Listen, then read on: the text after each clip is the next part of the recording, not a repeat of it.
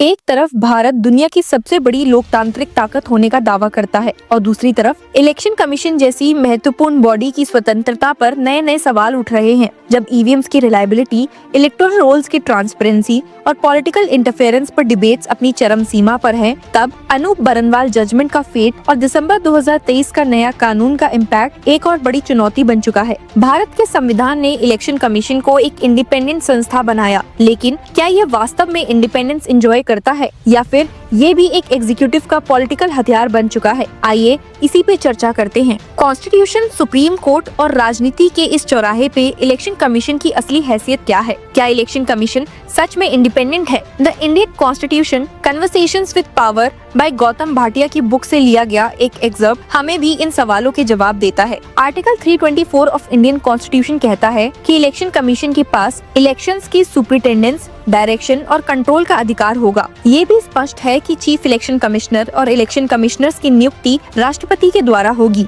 The election commission shell consist of the chief election commissioner and such number of other election commissioners if any as the president may from time to time fix, and the appointment of chief election commissioner and other election commissioner shall subject to the provisions of any law made in that behalf by the parliament be made by the president। लेकिन ये default provision एक temporary arrangement था, क्योंकि parliament पर यह जिम्मेदारी थी कि वो एक कानून बनाए जो इलेक्शन कमीशन की नियुक्ति और स्वतंत्रता को डिफाइन करे। मगर 7 दशकों तक ऐसा कोई कानून नहीं बनाया गया, जिसका नतीजा ये हुआ कि इलेक्शन कमीशन पर एग्जीक्यूटिव का दबदबा बना रहा। इसका मतलब ये है कि इलेक्शन कमीशन की इंडिपेंडेंस उस व्यक्ति की इंटीग्रिटी पर डिपेंड करती है जो चीफ इलेक्शन कमिश्नर बनता है, और ये सिस्टम किसी भी लोकतंत्र के लिए खतरनाक हो सकता है। सुप्रीम कोर्ट के अनूप बरनवाल जजमेंट में ये स्पष्ट किया गया था कि इलेक्शन कमीशन की नियुक्ति सिर्फ एग्जीक्यूटिव के हाथ में नहीं हो सकती, क्योंकि ये डेमोक्रेसी का एक क्रूशियल पिलर है। कोर्ट ने कुछ बातें कही, जैसे कि पहला कि कॉन्स्टिट्यूशनल असेंबली की डिबेट्स दिखाती हैं कि फ्रेमर्स चाहते थे कि इलेक्शन कमीशन इंडिपेंडेंट हो। दूसरा, वोटिंग का अधिकार तभी मीनिंगफुल है जब इलेक्शंस फेयर हो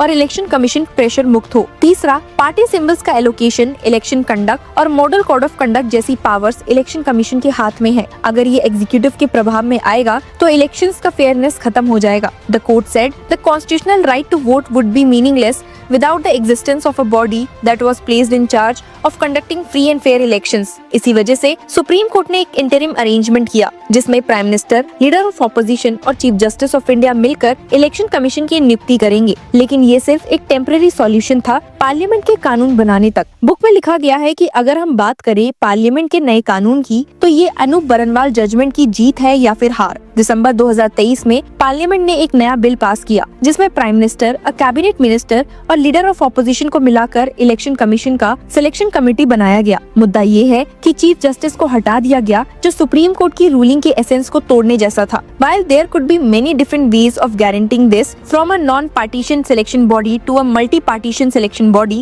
it is evident that executive control over selections violates guarantee। तो सवाल ये उठता है कि क्या ये पार्लियामेंट का सुप्रीम कोर्ट के जजमेंट को डाइल्यूट करने का एक तरीका था? सुप्रीम कोर्ट ने 2024 में एक नए कानून के अगेंस्ट इंटरिम स्टे देने से मना कर दिया, जिसका मतलब ये है कि अनूप बरनवाल जजमेंट का इम्पैक्ट ऑलमोस्ट खत्म हो चुका है। तो अब जब इलेक्शन कमीशन की इंडिपेंडेंस का यही हाल है, क्या सुप्रीम कोर्ट फिर से इंटरवीन करेगा? सबसे बड़ी समस्या ये है कि इलेक्शन कमीशन जैसी बॉडीज की इंडिपेंडेंस डायरेक्टली लिखित नहीं है कॉन्स्टिट्यूशन में। The constitutional text does not stipulate और गारंटी देयर इंडिपेंडेंस। इसका मतलब ये है कि जो भी सरकार पावर में होती है, वो इलेक्शन कमीशन के कंट्रोल के रूल्स अपने हिसाब से बदल सकती है। सुप्रीम कोर्ट चाहे जितनी बार इंटरवेंशन करे, अगर पार्लियामेंट एक अलग कानून पास कर दे तो सुप्रीम कोर्ट का डिसीजन वीक हो जाता है। ये समस्या सिर्फ इलेक्शन कमीशन तक सीमित नहीं है। सीएजी, लोकपाल और दूसरी इंडिपेंडेंट बॉडीज भी इसी प्रॉब्लम से गुजर रही हैं। बुक में लिखा है, even for those fourth branch institutions that are specifically recognised by the constitution, whether it is the election commission और the CAG, the constitutional text does not stipulate और गारंटी देयर इंडिपेंडेंस। तो अब आगे क्या? Election commission के पास records देखें तो हर era में इसका डिसीजन मेकिंग एग्जीक्यूटिव के इन्फ्लुएंस में रहा है। टीएन शेषा का एग्जांपल लो, जब वो चीफ इलेक्शन कमिश्नर बने तो उन्होंने इलेक्शन कमीशन को एक मजबूत संस्था बनाया, लेकिन उनके बाद आने वाले अधिकारी इतने इंडिपेंडेंट नहीं रह पाए।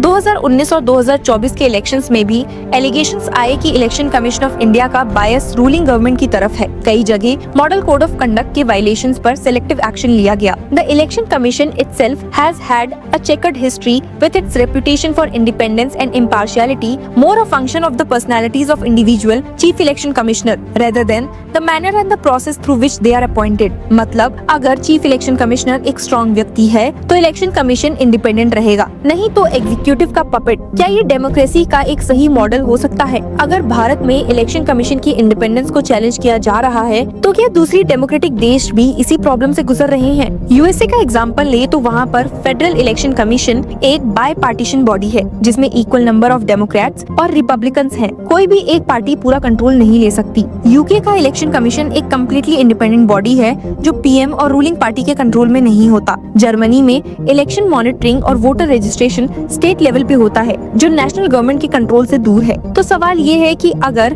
बाकी डेमोक्रेटिक देश अपने इलेक्शन कमीशंस को रूलिंग गवर्नमेंट के इन्फ्लुएंस से दूर रख सकते हैं तो भारत क्यों नहीं? Institutional independence that depends on implied limitations and structural reading is relatively easy to displace. Conclusion ये है कि अगर इलेक्शन कमीशन सच में इंडिपेंडेंट होना चाहिए तो एक स्ट्रॉन्ग कॉन्स्टिट्यूशनल अमेंडमेंट लाना होगा। इसके बिना एग्जीक्यूटिव का प्रभाव इलेक्शन कमीशन पर बना रहेगा, इलेक्शंस पर अनफेयर प्रैक्टिसेस का शैडो बना रहेगा, सुप्रीम कोर्ट के जजमेंट्स को इजीली बाईपास किया जा सकेगा। अनूप बरनवाल जजमेंट ने एक स्ट्रॉन्ग फाउंडेशन दी थी लेकिन कानून और पॉलिटिक्स ने उसका इम्पैक्ट वीकन कर दिया। भारत में अगर ट्रूली इंडिपेंडेंट इलेक्शंस होने चाहिए तो सिर्फ सुप्रीम कोर्ट के डिसीजन से काम नहीं चलेगा, स्ट्रॉन्गर लॉज और पॉलिटिकल विल की भी जरूरत है। क्या हम सच में एक ऐसी चुनावी सिस्टम की कल्पना कर सकते हैं जो बिना किसी सरकारी दबाव के फ्री और फेयर इलेक्शंस कंडक्ट करे, या फिर हम सिर्फ डेमोक्रेसी के एक इल्यूजन में जी रहे हैं? ये फैसला सिर्फ कानूनी नहीं है बल्कि पूरी जनता की जागरूकता और प्रेशर पर डिपेंड करेगा। तो आपको क्या लगता है, क्या हम एक इंडिपेंडेंट इलेक्शन कमीशन को बनाने में सफल होंगे? Share your views with us in the comment section and keep following law Chakra for more such news and legal updates.